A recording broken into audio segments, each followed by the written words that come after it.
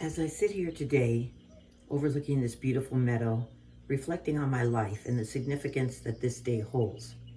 You see, today is the anniversary of my staying alive. But let me explain that. On this day in 1997, I walked through the doors of Kaiser for what I thought was a routine checkup. I left an hour later with a diagnosis of terminal myelogenic leukemia. I was given 3 months to 3 years to live on the outside as a survival rate. The next 4 years of my life were spent doing chemo shots in my stomach, feeling sick, having no hair, 16 bone marrow biopsies, and countless blood tests. I am happy to say that by the grace of God and His mercy, I survived, and today is my 28-year anniversary. It has infinitely changed my life for the better, and I wouldn't change a thing. It taught me that we are not promised tomorrow, that life is more precious than you think and more fragile than you can imagine, but mostly how it can be over in the blink of an eye. It taught me the importance of cherishing the ones you love, choosing to be with them, to spend time in the moment, and to make memories. It drove me closer to the Lord, because when you have nothing else to cling to but your faith and hope, you realize that no amount of money or importance can save you. So stop holding on to things that are temporal. It fortified my faith. It made me see that even if I did pass away, that this life is not my true inheritance, that this life is short, and sometimes it's over before you've begun, and that I needed to set my eyes on eternity.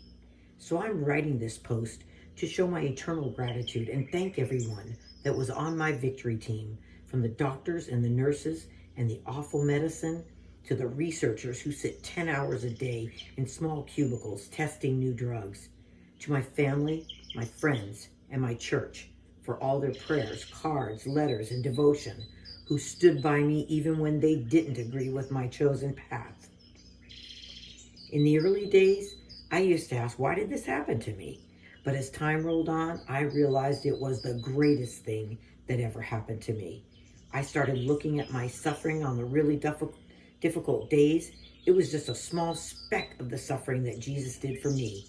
It changed me infinitely and transformed my mind, my body, my heart. It put me on a journey of betterment to being the woman that God wanted me to be, and I wouldn't change a thing. I finally realized my calling and my true purpose for being alive. It was not about me, and at the same time, it was all about me. There's something about being seriously ill that is very, very humbling, because when you don't have your strength, it teaches you to release your will and submit to the person who created you. It forces you to develop a new brain and to look at life differently, with clear vision of why you are here and what is truly important.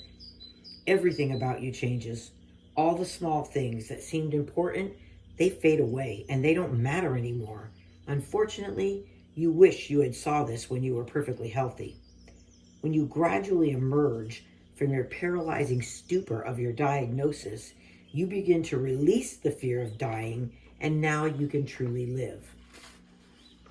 I do know this, that if you are alive today and breathing, it is for a reason and a purpose. It made me see that what I said, what I did, and how I lived mattered. My life made a difference, and that we are here to live in such a way that the world is glad that we did. It taught me to seek truth, because truth will stand even if the whole world is on fire. That's when my faith put on my work clothes. I got busy, relying not on myself, but on my Heavenly Father.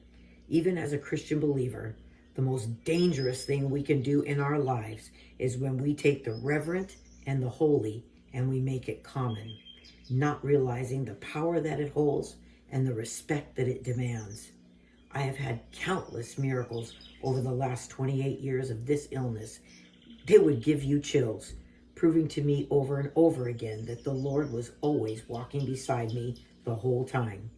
So tonight, when you're sitting down for dinner, look across that table into the faces of those you love.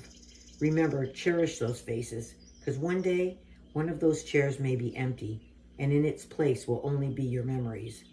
My prayer for all of you is don't wait until you are seriously ill to realize your purpose and God's plan, because you are here by no accident, my friend.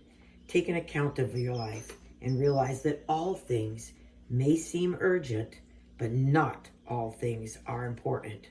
I will be praying for all of us. I love you.